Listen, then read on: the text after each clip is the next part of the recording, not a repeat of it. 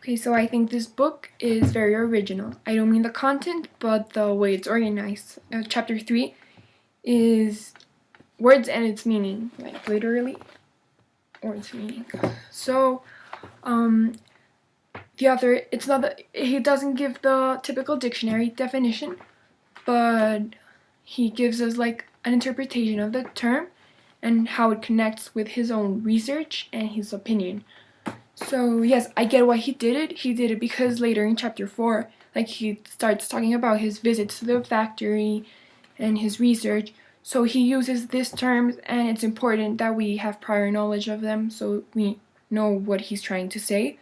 But I don't know, it wasn't effective for me because in chapter 2 and chapter 1 he was talking about like personal experiences, his own eating habits, his family, his dog, and then I felt like that was a different book. Like that book ended and a different one, totally different one started, which was like a story, a personal story, and then suddenly I was reading a dictionary, so it was very misleading, and actually, honestly, I think it was very boring. Like it lost my attention.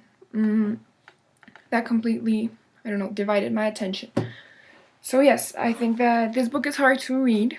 You usually have to go back and reread, but the main idea is very interesting. In chapter 1, in page 15, he said, putting aside for a moment the more than 10 billion land animals slaughtered for food every year in America, and putting aside the environment and workers and such directly related issues as world hunger, flu epidemics, and biodiversity, there is also the question of how we think of ourselves and one another.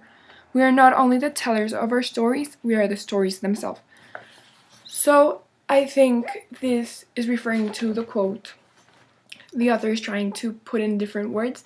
The quote, what you eat is what you are. So, because depending on your culture, your allergies, I don't know, the place you live in, your food, your family's food recipes, all those things like have an effect on who you are. So yes, I think that he's using a lot of ethos because he's like, I don't know, he's creating a personality, like he's telling us that that's what we are. But he's also using logos because he's giving us facts, like the 10 billion slaughtered animals in America every year. So yes, he uses a lot of logos and ethos in that section, as well as pathos, because he's sharing a lot of himself. He's like sharing about his family, if he wants his child to be vegetarian or not, his experiences. So we like that makes us relate to him and get closer to him.